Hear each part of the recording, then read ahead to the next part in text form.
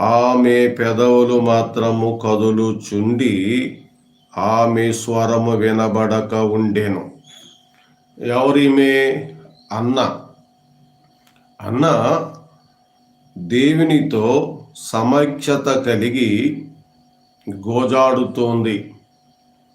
ఆ సమయములో పెదాలైతే కదులుతున్నవి, కానీ స్వరం వినబడలేదు. ప్రవక్త అయిన ఏలీ ఆ దృశ్యాన్ని చూసి ఏమని పొరబడ్డాడు? మత్తురాలు అని.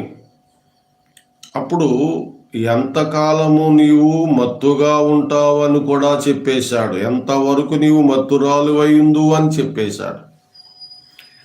ఇక్కడ ప్రవక్తే గాని ప్రవక్తకు మించినటువంటి ఆత్మీయ అనుభవంతో, ప్రవక్తకు అర్థం కాని అనుభవంతో ఇక్కడ